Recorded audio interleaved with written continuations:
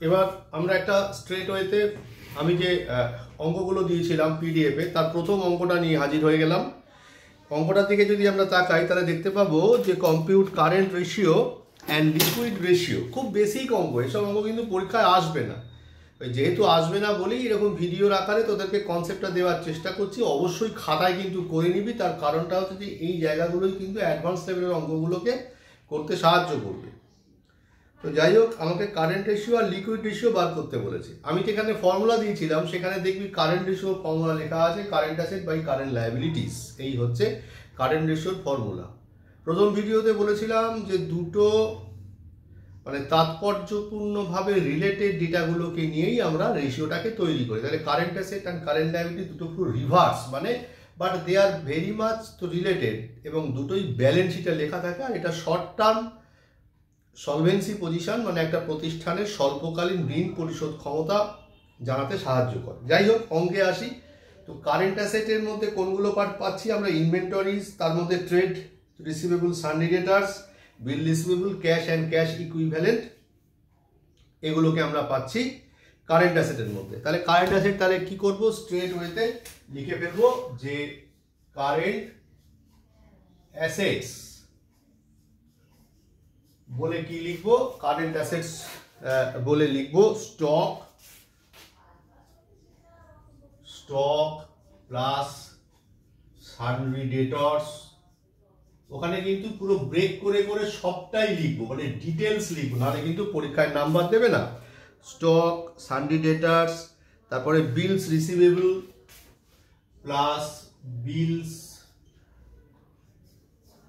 RECIVABLE, বিলস receivable plus হচ্ছে গিয়ে cash and cash equivalent. শুধু ক্যাশ লিখলেই চলবে, প্লাস ক্যাশ। এবার টাকাটা লিখবার চেষ্টা করি। স্টক কত আছে? স্টক আছে হচ্ছে গিয়ে প্রথম রয়েছে স্টক কত? 70,000, লিখলাম 70,000। তারপর সান্ড্রি ডেটার্স কত আছে? সান্ড্রি ডেটার্স রয়েছে 80,000, লিখলাম 80,000। তারপর কত আছে? বিল রিসিভেবল কত লিখবো? 10,000, বিল রিসিভেবল লিখবো 10,000। আর ক্যাশ কত লিখবো? ক্যাশ লিখবো হচ্ছে গিয়ে 20,000, লিখলাম।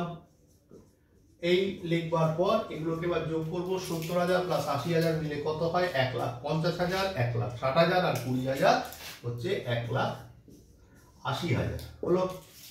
এবারে আমরা কি করব? কারেন্ট অ্যাসেট, কারেন্ট লায়াবিলিটি দরকার।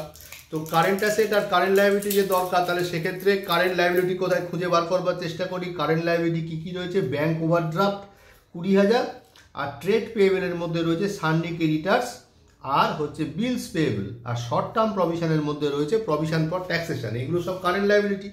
তাহলে লিখবো আবার যে কারেন্ট লায়াবিলিটিস বলে কি কি লিখবো? কারেন্ট লায়াবিলিটিস বলে লিখবো হচ্ছে গিয়ে ব্যাংক ওভারড্রাফট। এখানে কিন্তু ডিটেল লিখবো, bank overdraft,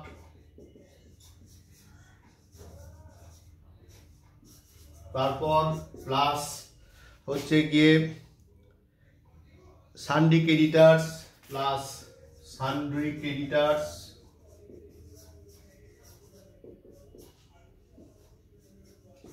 plus bills payable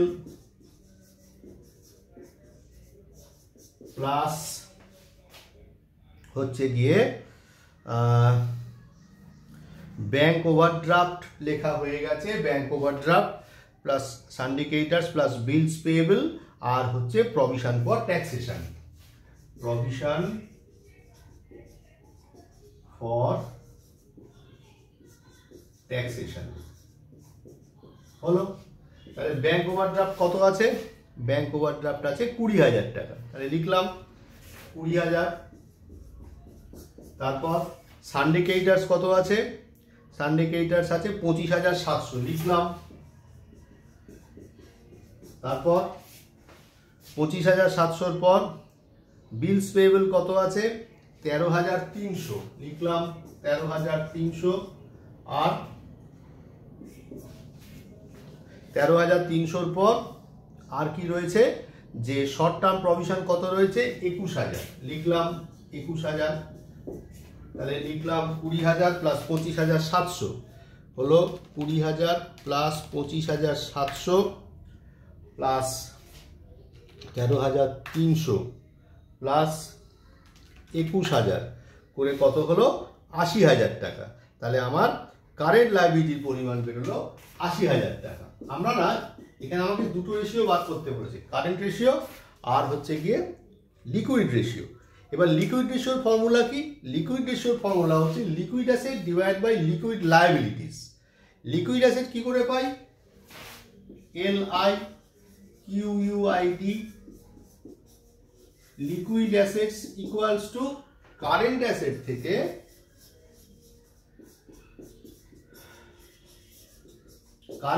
থেকে স্টক আর প্রিপেড এক্সপেন্সেস মাইনাস করলে আমরা পাবো হচ্ছে লিকুইড অ্যাসেট। তাহলে এখানে স্টক কত আছে? Stock liquid assets minus stock. এখানে এই অঙ্কটার মধ্যে প্রিপেড এক্সপেন্সেস নেই, তো নেই, কিছু করবার নেই। তাহলে কারেন্ট অ্যাসেট কত বেরিয়েছিল? 1,80,000, লিখলাম। স্টক কত? স্টক হচ্ছে গিয়ে 70,000, তাহলে মাইনাস করলে কত হলো? 1,10,000 হলো। 1,10,000 টাকা হচ্ছে আমার লিকুইড অ্যাসেট। ক্লিয়ার? এবার আমার দরকার হচ্ছে লিকুইড লায়াবিলিটি। লিকুইড লায়াবিলিটি কি করে বার করব? আমি এখানে একটু করে দিচ্ছি লিকুইড লায়াবিলিটি, কারণ আমার এখানে জায়গা নেই, তাই মানে বেসিক্যালি এটা লিকুইড অ্যাসেটের নিচে হবে। LIQUID, liquid liability. Liquid liabilities কি করে বেরোবে? কারেন্ট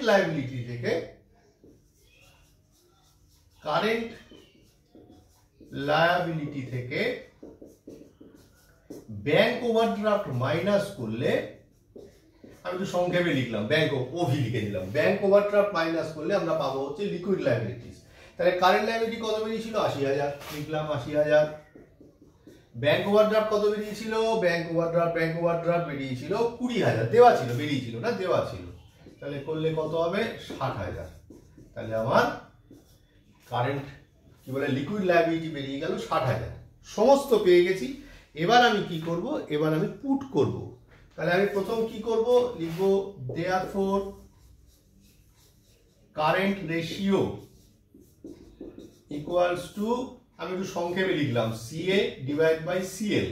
তোরা পুরোটাই লিখিস, current asset divide by current liability. তাহলে CA কত বেরিয়েছে? 1,80,000 হলো। কারেন্ট লায়াবিলিটি কত বেরিয়েছিল? 80,000। আমরা না যখন অঙ্ক করব, আমরা তলাটাকে না একের সাপেক্ষে ভাববো। মানে এখান থেকে কি হলো? 0 কেটে গেল, তো মানে 18/8 হলো। এই যে 18/8 হলো, এইটাকে আমরা যেটা করব, 18কে 8 দিয়ে ডিভাইড করে দেবো। 18 ডিভাইড বাই 8 করলে কত হয়? 2.25 লিখবো। 2.25:1। মানে আমরা মানে লব বাই হয়, এটাকে যদি আমরা মানে নিউমারেটর বাই ডিনোমিনেটর লিখি তাহলে কি হবে? 2.25/1 হবে। তো নিচেটা সবসময় 1 রাখবো। তাহলে 2.25/1 হলো। ঠিক তেমনি ভাবে লিকুইড রেশিও যখন করব, কি করব? Liquid assets divide by liquid liability লিখবো। তাহলে লিকুইড অ্যাসেটস কত? 1,10,000। তাহলে লিখলাম 1,10,000 ডিভাইডেড বাই হচ্ছে গিয়ে 60,000 করলে কত হয়? 1.833 আসছে। তাহলে 1.83333 অ্যান্ড সো অন। তাহলে 1.833:1। সবসময় ডান দিকটা 1 রাখবো। এই গেল হচ্ছে প্রথম প্রবলেমটা। আমি আরও একটা অঙ্ক করবার চেষ্টা করব। এই দুটো অঙ্ক বাড়ি থেকে ভালো করে বুঝে খাতায় করে তবে ক্লাসে ঢুকবি, নাহলে কিন্তু ক্লাস আগামী সোমবারের জন্য বন্ধ হয়ে যাবে।